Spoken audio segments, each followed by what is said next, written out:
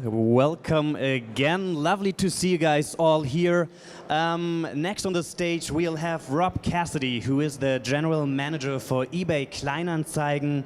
eBay Kleinanzeigen, I'm sure as you know, is the #1 platform here for classifieds. And yeah, just some background on Rob. He has been working different capacities for eBay in the last couple of years, as well as, for example, as head of international expansion, as well as chief of staff for global marketplaces. He will talk about rethinking e-commerce, about the blurring line between the online and the offline realms. And he will give you lots of insights into how actually to transform an old business into a new e-commerce era. And without any further ado, please welcome Rob. Thanks. And I need that. Thank you. All right, hi everyone. Hope everyone's having a great time at the expo so far.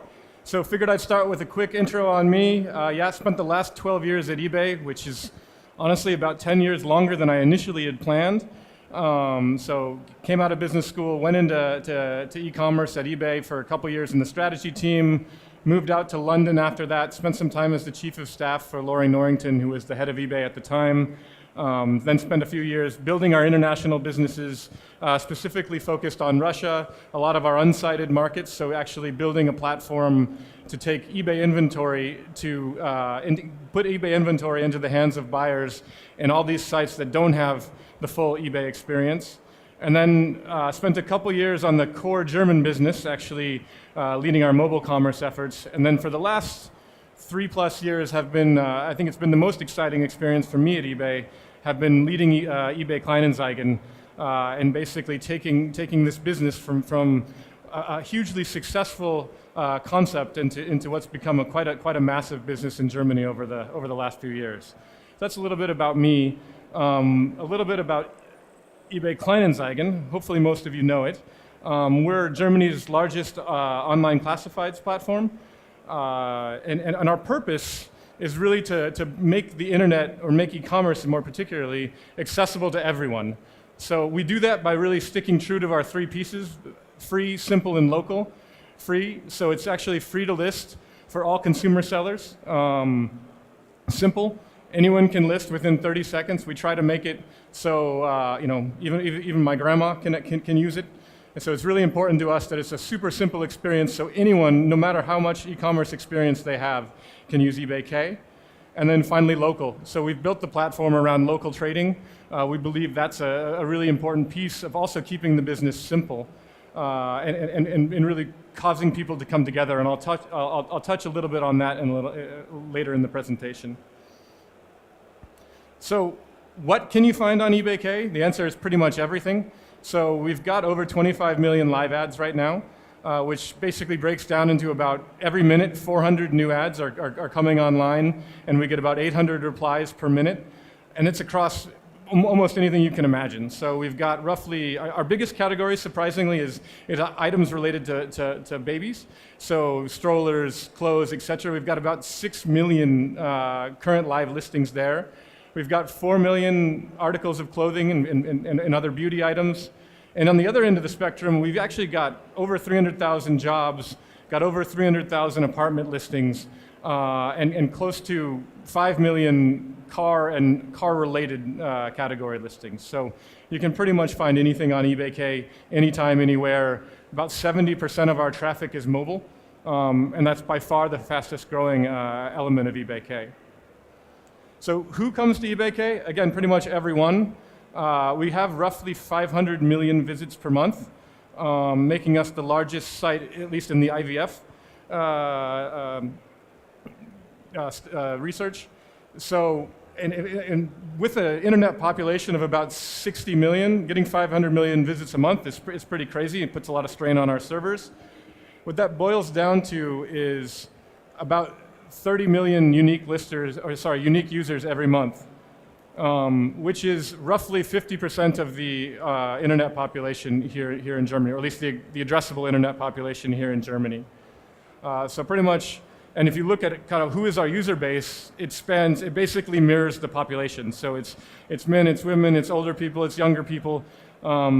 So as we've become that big, we've really kind of started to reflect the entire population, which fits very well with our purpose of basically bringing e-commerce to everyone and being accessible for everyone.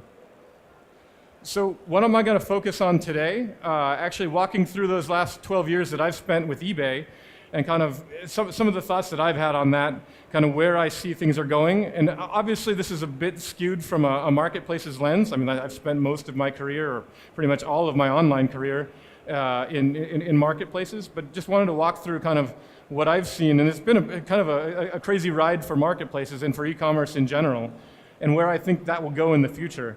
Again, specifically around marketplaces.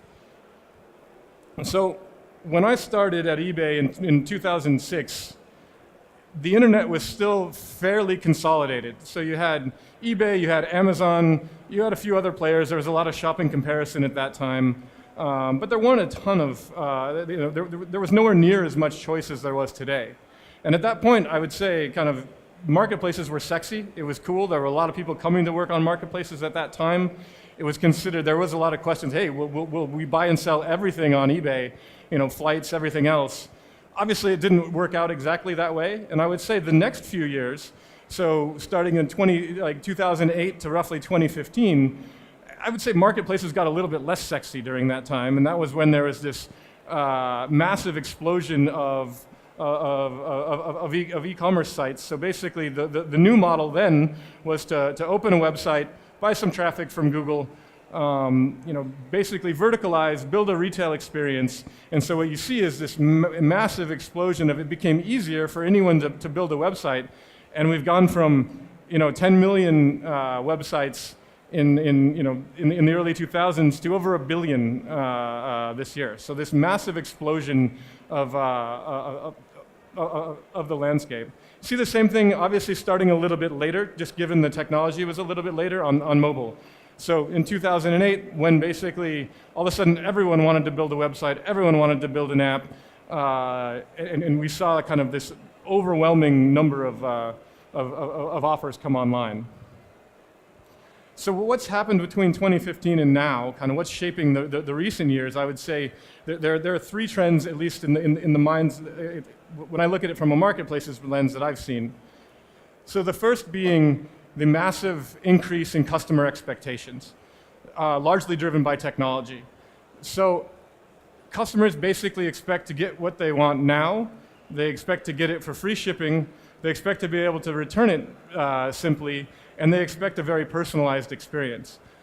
So on the shipping side, in terms of free and fast, 80% of customers say free shipping is actually one of the most important, if not the most important, influencer in their purchases. And 44% of customers actually cite shipping times as the reason for a canceled order. So the expectations are growing massively around shipping. On the return side, so a few months ago I made a purchase. It turned out I didn't want the item. I went to return the item, printed out something super simply, using my printer at home. And before I actually had brought the item to the post office to send it back, I had already received the money. Because basically this company knew enough about me to actually understand that I was a relatively frequent user and was willing to just basically take the risk that they knew I would send that item back. But customers are now expecting free returns, easy returns, and even getting your money back before you send the item back, which is a pretty big change over the last few years. And then finally on the personalization side, I'm not going to go heavy into AI or big data today, but obviously there are these massive increases in our ability to process lots and lots of complex information, which is making it much easier to make much more personalized experiences for everyone. So that's the first one, and I think, again, all of that's largely driven by technology, which has helped kind of some companies get ahead. Well, actually, some of this technology and some of this, some of these upsides are inaccessible to others. Second piece, and it's written social on here, but I'm not sure I would call it social as much as actually we're starting to see, especially from eBay K, a lot more shoppers with more what I would say values, looking for values-driven commerce. So actually, rather than just being focused on is it the cheapest thing they're actually starting to look at things like sustainability. And then the social element, I don't mean can I post this on Facebook or can I share it with all my friends? I mean, people actually are starting to enjoy the connection from others. And I would say that's an area where e-commerce plays, and especially marketplaces play a very interesting role, where, I mean, we all have our different social networks. You have all your friends on Facebook, you have your coworkers on LinkedIn, but these tend to be very homogenous. And you tend to have, these are people who are my friends, they tend to be a lot like me. These are people who, I've connected with professionally, they tend to be a lot like me. And I'd say e-commerce is actually one of these areas that brings people together kind of independently of your own interests and your own kind of beliefs or whatever. And I think that's actually, we're starting to see customers see a value in that. And they're starting to see the value in basically every transaction being a story. So for me, a couple of my favorite transactions using eBay Kleinanzeigen, so my biggest passion is around listening to music. I have quite a large record collection, and I'm always tinkering with my setup. So decided I wanted to sell, get some new speakers. Obviously, to get some new speakers, I needed to sell my old speakers. Sold these speakers on eBay, listed them on eBay K, and within a day, had a number of offers for them. Sold it to the first good one. And it was pretty cool. The guy who came to my house, it was actually a high school kid with his father. And for him, I could see how exciting the idea of getting these speakers was for him. And hopefully, in my mind, and who knows whether this was actually how it worked out, I kind of imagined him kind of igniting a passion around music from this transaction. So he got a great deal, was super happy to get these speakers.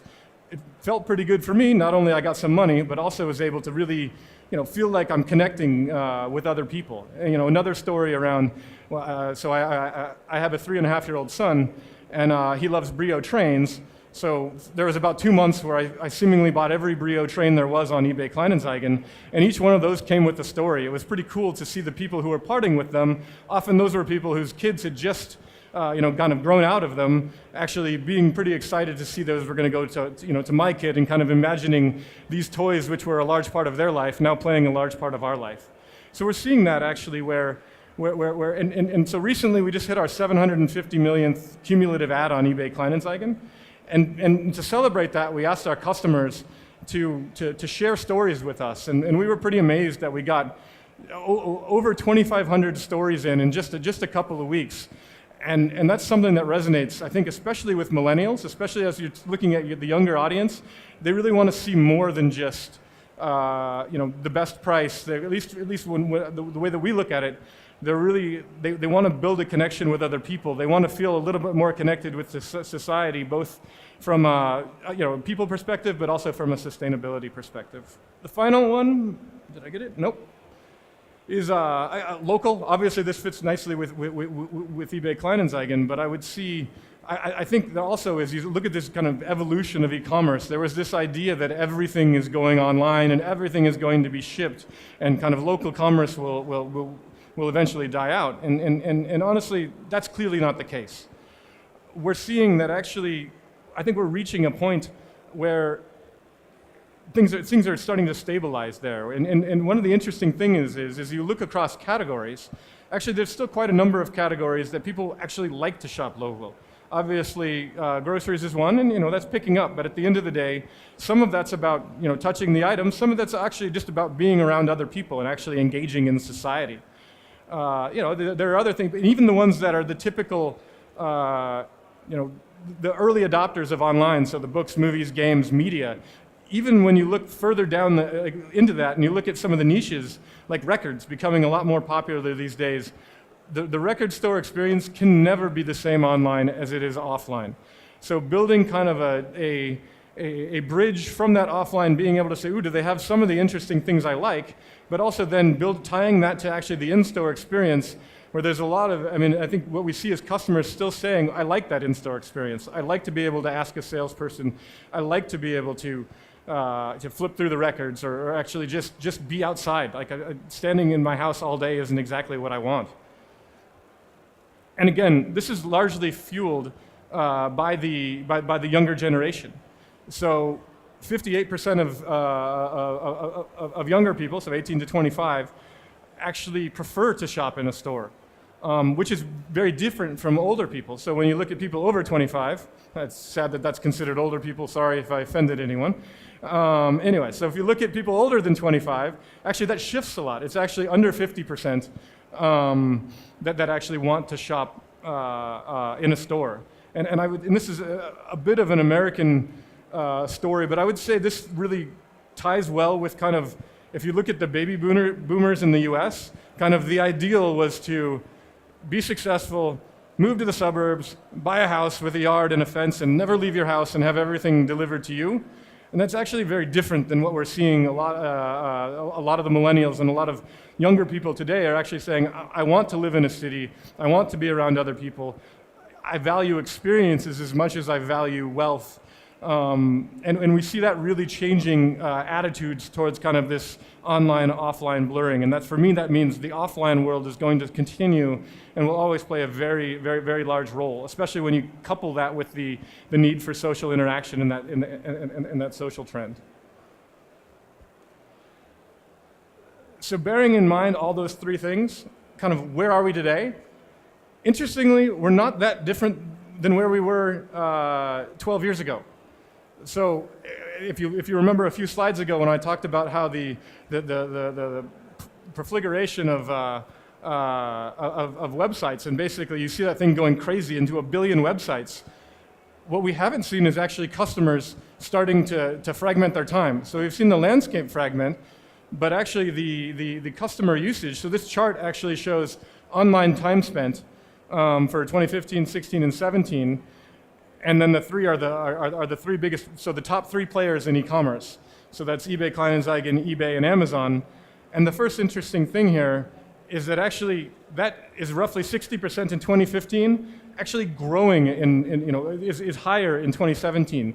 So despite this massive increase in supply, demand has actually stayed relatively constant, and customers are actually still doing the same thing they were doing even in 2006. And the story is actually even more so on mobile. So if you look at apps and how are customers spending their time on apps, it's the same three players are the biggest. And actually, even it was more like 60% on desktop. It's actually more like 70% on apps. So you're seeing an even greater consolidation of time across the biggest players. Again, and I think that's, so why is that? I would say the first piece is really tied to those three trends around meeting customer expectations with technology, around more values-based shopping, and around building a bridge between online and offline with local. So if you think about Amazon, they've largely invested in the first one. So really driving customer expectations up on the shipping, on the returns, on the personalization side. eBay's taken more of kind of a balanced approach between the technology side, meeting expectations a lot on the personalization side, but then also more on the social side, and really kind of positioning itself as an alternative, something that maybe there is a story behind and actually brings a little bit more, it resonates a little bit better with those looking for a social experience. And then finally with eBay K, against that second one, and I talked about the stories about connecting with users and every sale being a story. So it's that one about resonating with value-based shopping, but also a lot around the local area. So really taking advantage of kind of this resurgence of local demand. And I think so part of it is basically harnessing those three trends. And the other, quite frankly, is really just simplicity. So customers can't handle the choice of 1 billion websites. And Google is less, especially given that Google is a little less prevalent on mobile, at least in terms of search-wise, it's harder and harder for customers to find what they want.